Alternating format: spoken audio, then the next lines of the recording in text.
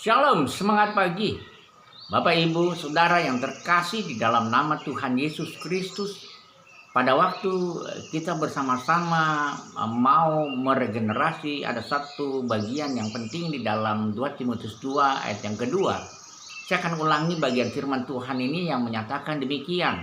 Apa yang telah engkau dengar di depan banyak saksi, percayakanlah itu kepada orang-orang yang dapat dipercaya, yang juga cakap mengajar orang lain. Nah, saudaraku yang saya kasih, di dalam anak kalimat terakhir dikatakan yang juga cakap mengajar orang lain. Saudara, cakap mengajar berarti kita harus mampu bisa mentransfer apa yang kita ajarkan atau ajaran yang kita tahu kepada murid. Di dalam kehidupan kita sebagai seorang guru, mengajar kepada murid adalah sesuatu hal yang sebenarnya tidak mudah. Murid senantiasa selalu mengagumi gurunya. Saya masih ingat ketika anak saya masih kecil, ketika ia masih sekolah di sekolah dasar, seringkali ia berkata, kata Bu Guru gini mah, bukan begitu. Kata Bu Guru begini Pak, bukan begitu. Dia lebih mempercayai gurunya daripada orang tuanya ketika ia diajar. Artinya saudaraku yang saya kasih, betapa penting peran seorang guru. Jika saja kita mengajar sesuatu yang kurang baik, maka anak itu juga bisa menjadi kurang baik.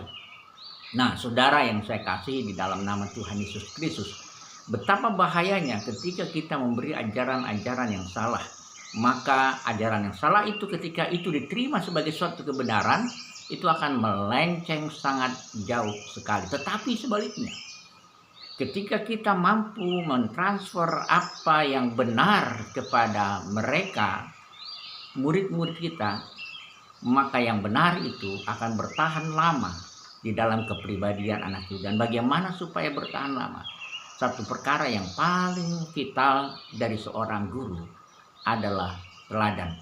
Dan itulah yang sesungguhnya dilakukan Tuhan Yesus kepada para muridnya. Ia tidak hanya sekedar pandai mengajar dengan banyak ajaran-ajaran, tetapi ia sendiri melakukan semua ajaran itu. Sehingga muridnya dapat melihat satu fakta nyata dalam kehidupan seorang guru yang sungguh harus ditiru dalam kehidupannya.